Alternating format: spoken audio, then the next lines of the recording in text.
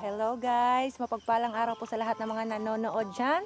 Welcome to Mama Dang Vlogs. So for today's video po is papunta po kami kanila Tatay Sinon para po simulan na yung layout po ng kubo niya. So ayan guys, nandito na po kami kanila Tatay Sinon. Oh. Naglakad lang po kami kasi hindi na parang hindi kaya ng tricycle yung daanan, napakaputik po. So ayan. Nandito na kami kanila Tatay Sinon. So halin na po kayo guys.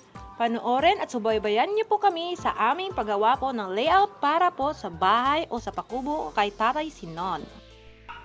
So ayan guys, ginagawa na po namin yung pag-layout po guys. Sinisimulan na namin yung pagporma po sa laki po ng kubo. So ayan. So ang measure po pala sa kubo ni Tatay Sinon na gagawin namin ito ay 8 by 7. Tapos meron din pong extend po sa harapan na sala na maliit ni Tatay na 4. Bali, na po siya, magiging na po yung pahaba niya papuntang likuran galing harapan. Magiging 12 na po. Tapos yung lapad po ng bahay niya is 7 po. So ayan guys. So, ito na guys, binibilis-bilisan na po namin yung pagle-layout at baka naman maaabutan naman kami ng ulan. Kasi nga dito sa amin guys, palaging umuulan pa naman, lalo na paghapon. So, ito pala guys, nagpuputol po ako dito ng bakal po na 10mm. Kasi ito po ay gagamitin ko po sa paggawa po sa puting para po mas lalo pa pong tumibay yung haligi po natin o poste po. At dito guys, naggawa kami ng forma po para sa puting mamaya. Yan po yung gagamitin din namin. At dito guys, binabawasan ko po yung buhangin kasi masyado pong marami. So dapat po kasi alam nyo po kung gaano lang karami yung kailangan nyo. Masyadong nangang marami yung yung buhangin at meron pang isang sako ng semento. Ay naku, sobra-sobra na po talaga. Kaya kailangan po talagang bawasan. So ayan. Niwalay ko muna yung iba.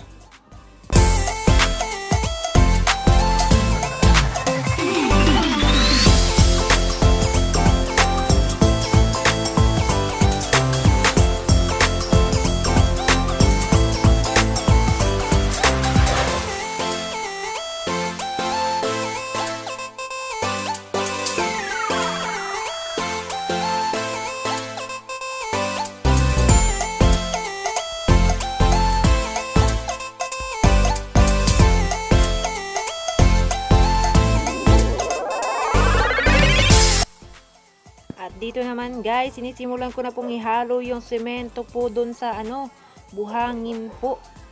Para po mamaya sa puting natin. Ginawa ko po talaga, sinadya ko po talaga gawin yung puting after ko pong nag-layout para po tumigas po. Kasi po, kapag matigas po, mas masarap. Po pala, kapag matigas po, mas matibay. So, ganyan po guys. Lokaret talaga to si Mama Dang ba? Kung ano-ano po mapasok sa isip. So, ayan na guys. Yung puting po pala ay yung pong patungan po natin ng poste po o haligi po. Lalagyan po natin ng bakal po na 10mm.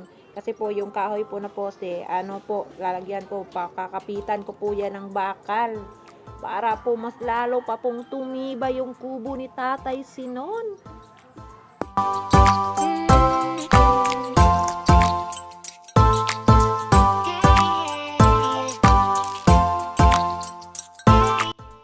At baka nagtataka po kayo guys kung bakit po ako mismo yung gumagawa kahit babae po ako. Marunong po ako kasi gumawa ng bahay. Kubo po ako kasi mismo ang gumagawa ng mga gawain pong panglalaki doon sa amin. Bali busy po kasi yung partner ko palaging umaalis nagtatrabaho po para po may makain kami. So ayan nga guys.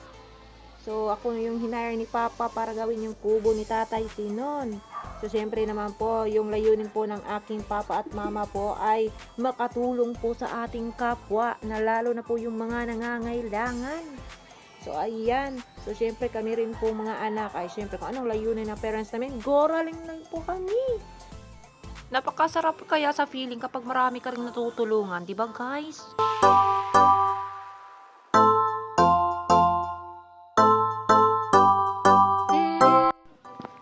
So, ayan guys, inayos ko po yung lagayan ng puting namin.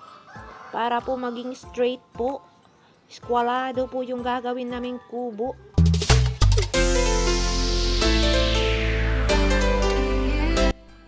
At ito na nga guys, hindi talaga mapigilan. Naabutan po talaga kami ng ulan. So ayan po, basang-basa po kami pero okay lang. Basta di lang po masayang yung mixture po, yung ginagawa po namin minasa. Talagang tinapos po namin, ginawa po talaga namin yung 6 na puting. So hanggang dito na lang po guys. Maraming salamat po sa mga nanonood dyan. God bless po sa inyong lahat. Bye-bye!